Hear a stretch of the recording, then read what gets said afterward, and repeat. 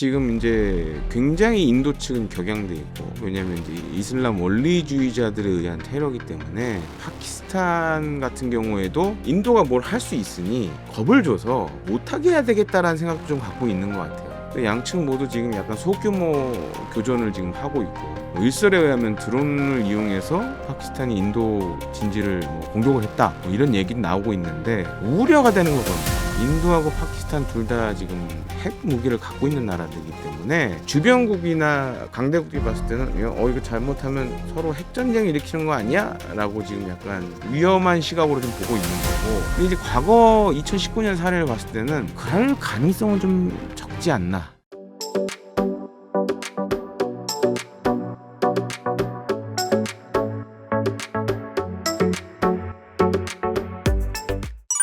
안녕하세요. 김대영 평론가님, 간단하게 자기소개 부탁드립니다. 안녕하십니까. 군사평론가 김대영입니다. 지금은 KD패스 뉴스라는 국방, 방위산업, 항공우주 관련된 전문 인터넷 뉴스 채널을 운영을 하고 있고요. 이 밖에 이제 대영제국이라는 유튜브 채널도 현재 운영을 하고 있습니다. 그동안 이제 많이 찾아뵀는데 오늘도 세계적인 이슈와 그다음에 이제 K방산 관련된 이야기로 썰을 풀어보겠습니다.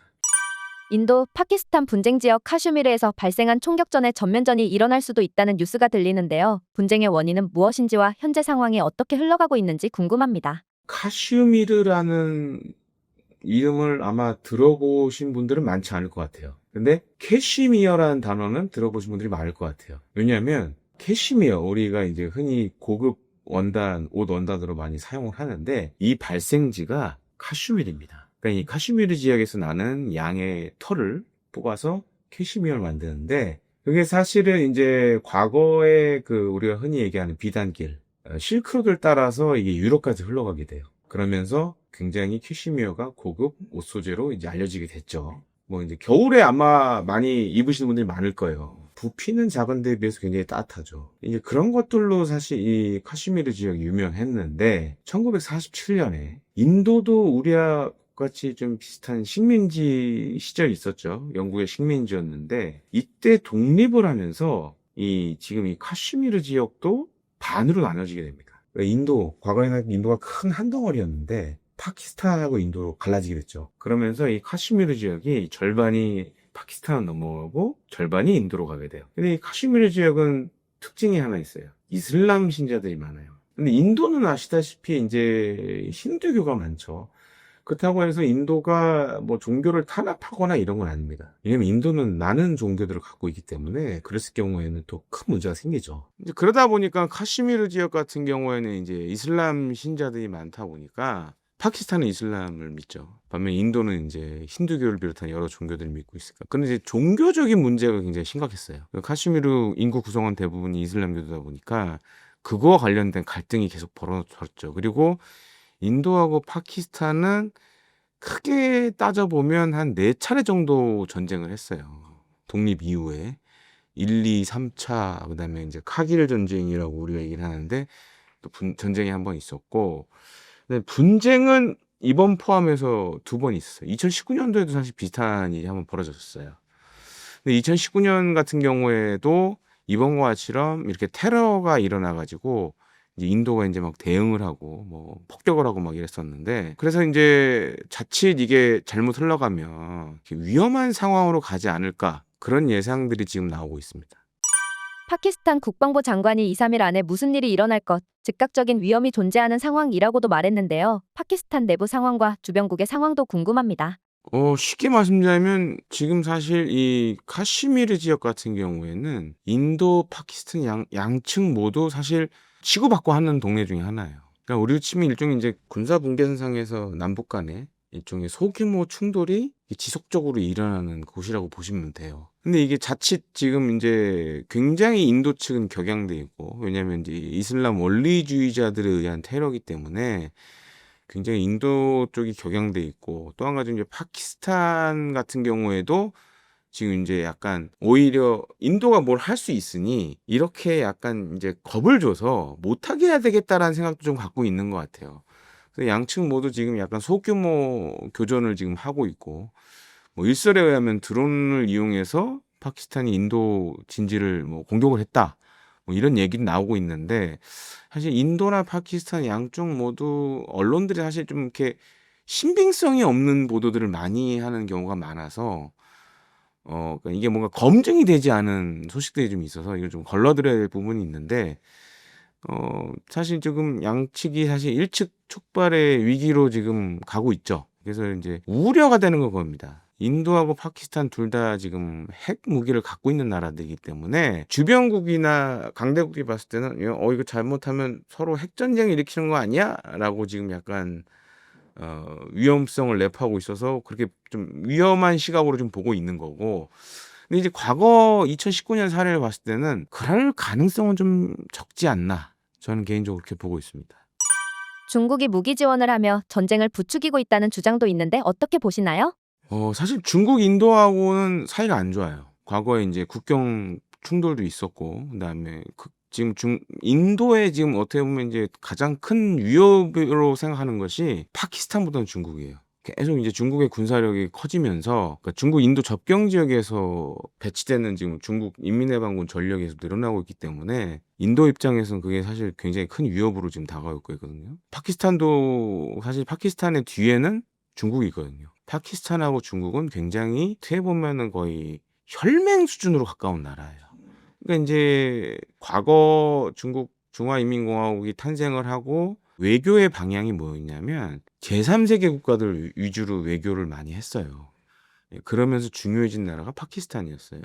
중국 파키스탄하고 합작으로 지금 전투기도 만들어 생산하고 있고 그게 이제 JF-17라고 많이 얘기를 하는데 JF-17 같은 경우 거의 뭐 F-16에 준하는 성능을 가졌다 뭐 이런 얘기도 하고 그다음에 중국이 만든 J-10 전투기도 파키스탄이 구매를 해서 쓰고 있고 그다음에 1대1로도 지금 같이 하고 있어요. 그 밖에 뭐 잠수함, 군함 이런 것들도 중국산을 많이 쓰고 있고 전차도 마찬가지고 되게 이 중국 입장에서 봤을 때는 파키스탄이 인도를 견제하는데 아주 좋은 수단이죠. 거기다 이제 파키스탄 자체도 제3세계 국가들, 특히 이제 이슬람 국가들에게 좀 영향력이 있는 나라예요. 물론 이제 부유한 나라는 아니지만 중동에 있는 부유한 나라는 아니지만 그런 장점들을 좀 갖고 있거든요. 그리고 이제 중동 지역에서 뭐 UAE라든지 사우디라든지 이집트라든지 이런 나라들이 군사 훈련할 때 이렇게 같이 모여서 많이 합니다. 이슬람 국가들끼리 많이 모여서 하는데 그중에 중요한 나라가 파키스탄이에요. 그러니까 이제 영향력을 무시할 수 없죠.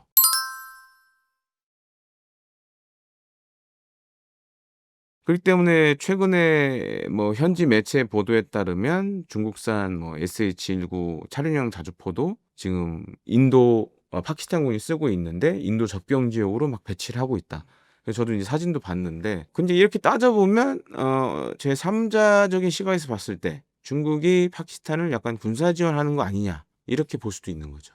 그리고 상당 부분 많은 무기들을 파키스탄군이 중국산을 쓰고 있고 그다음에 여러 인제 예를 들어서 인제 뭐 차관 제공이라든가 1대1로 관련해서 차관 제공이라든가 이런 것들도 중국이 많이 하고 있죠, 파키스탄에. 원래도 혈맹 관계였고 만약에 인도와 파키스탄이 전쟁을 한다. 그러면 중국이 파키스탄을 지원할 가능성이 굉장히 높죠. 가장 먼저 지원할 나라 중에 하나가 인제 중국이 될 수 있고. 과거에는 그렇지 않았는데 그러니까 그거예요. 2001년에 9.11 테러가 일어나고 미국이 아프간을 침공했을 때는 파키스탄이 굉장히 중요한 나라였어요. 왜냐면 아프간을 들어가는 방법이 사실 그렇게 많지가 않아요. 그중에 하나가 이제 파키스탄을 통해서 들어가는 방법이 있는데 그렇기 때문에 과거 2001년 9.11 테러 이후에는 미국과 파키스탄의 관계가 나쁘지 않았습니다. 근데 이제 파키스탄이 문제가 뭐냐면 지금 이번 카슈미르 지역에서 일어난 테러도 인도가 발끈한 이유가 뭐냐면 사실 이 테러 일으킨 거는 이슬람 원리주의자들이 일으켰어요. 근데 이제 파키스탄 군 정보국이 이쪽 근처에 있는 이슬람 원리주의 테러 단체들을 많이 지원을 해왔어요.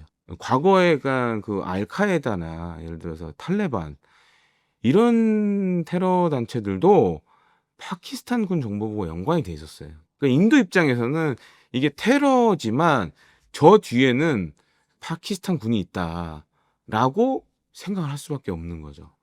그래서 막 인도에서 만들어진 예를 들어서 이제 파키스탄하고 싸우는 영화들을 보면 그런 소재들이 엄청 많아요. 그러니까 심지어 지금 인도 내부에서는 이번 기회에 파키스탄을 손봐야 된다. 막 이런 시위도 지금 벌어지고 있고. 그런 걸 고려해 봤을 때는 인도 입장에서는 불편하죠. 그리고 이게 인도에 대한 위협이기도 하고. 근데 최근에는 이제 미국이 굉장히 중국과 사이가 안 좋아지잖아요. 그리고 이제 요즘 잘 보시면은 인도 태평양이라는 단어를 많이 사용합니다. 예, 인태 지역 이렇게 많이 얘기를 하거든요. 그래서 사실 미국에서 만든 단어예요. 중국 사람들은 그거 되게 싫어하거든요. 우리는 쓰지도 않는 걸 미국이 만든 단어를 왜 쓰냐고 이런 얘기도 하는 경우도 굉장히 많은데, 그러니까 인도가 그러면서 중요해졌어요.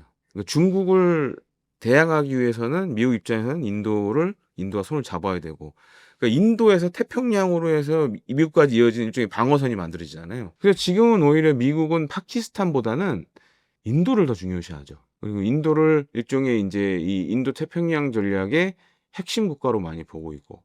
그렇기 때문에 물론 이제 대놓고 파키스탄을 그렇다고 해서 미국이 배척하는 건 아니지만, 지금 돌아가는 국제 정세를 봤을 때는 미국 입장에서는 인도가 더 중요하죠. 파키스탄보다는.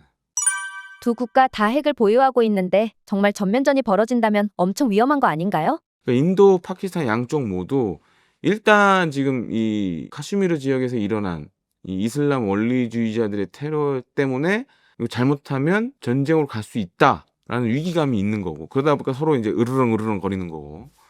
다만 제가 봤을 때는 한다 하더라도 2019년처럼 일종의 서로 치고박는 수준의 교전 정도는 일어날 수 있는데, 이게 확전이 될 가능성은 상대적으로 좀 적은 것 같아요. 물론 이제 제가 생각하는 게 틀릴 수도 있지만, 서로 이제 한 번씩 뭔가 인도도 일종의 이제 그 이슬람 원리주의자들에게 당한 만큼 보복을 할 거고, 그걸 또 이제 파키스탄이 또 어쩜 막을 수도 있고 아니면 못 막을 수도 있고, 오히려 못 막으면 못 막은 상태로 끝나는 게 더 좋을 수도 있고. 다만 이제 이게 전쟁으로 확대가 되면 제가 봤을 때 핵전쟁이 일어날 가능성은 좀 희박하다. 대신에 이제 재래식 전력을 이용한 전쟁의 가능성은 좀 있다고 보여지는데, 사실 이게 양쪽 다 핵을 갖고 있으면 어떤 문제가 생기냐면, 이게 보통 이제 전문 용어로 상호 확증 파괴라고 합니다. 그러니까 핵을 가진 두 나라들은 핵을 서로 쓰게 되면 서로 다 망하는 걸 알고 있기 때문에 그 위험성 때문에 오히려 핵을 쏠 수 없다.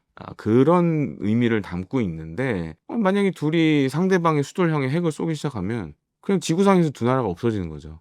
주변국들도 다 피해를 보고. 그렇기 때문에 그럴 가능성은 좀 적지 않나. 다만 이제 뭔가 그 재래식 전력을 이용한 충돌 가능성은 상대적으로 좀 높을 수밖에 없다라고 좀 정리를 하고 싶습니다. 이게 사실은 제가 이제 이거 녹화하기 전에, 며칠 전에 일본 히로시마에 갔다 왔어요. 근데 아마 아실 거예요. 히로시마가 인류 역사상 처음으로 원자폭탄이 떨어진 곳이죠. 그때 떨어진 게 이제 한 위력이 한 15킬로톤 정도 됐는데, 사실 두 번째 저는 갔다 왔는데, 이번에도 가서 느낀 게, 정말 핵무기는 이건 쓰면 안 되는 무기구나라는 생각을 많이 가졌고, 갈 때마다 느낀 게 뭐냐면, 이제 가장 충격적으로 오는 게 그 원자폭탄이 떨어졌던 폭심지, 그러니까 폭발한 지역이 이제 그 유물들이 지금도 이제 보존이 돼 있는데, 제가 가서 가장 충격적으로 본 것 중에 하나가 뭐냐면, 다른 무기들 같은 경우에도 물론 그런 경우가 있지만, 원자폭탄은 터질 때 사실은 이제 엄청난 고온과 폭풍이 몰아치잖아요. 실제로 이제 히로시마 거기 이제 가면 이제 기념 공원이나 이제 자료관 이런 것들이 있는데, 가서 가장 놀란 게 뭐냐면, 이게 사람이 터지자마자 죽었는데 시체가 없는 거예요. 없고 이렇게 벽에 검게 이렇게 죽은 흔적만 남아 있는 거야.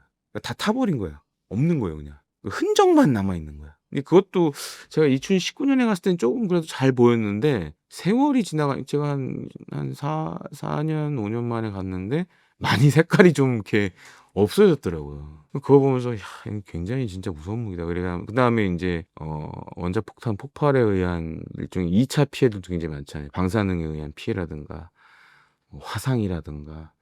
그다음에 이제 지금 히로시마는 사실 이제 시내 중심부 자체가 사실 없어졌기 때문에 다시 다 만들었거든요. 그래서 이제 그런 걸 보면서 이게 정말 끔찍한 무기구나.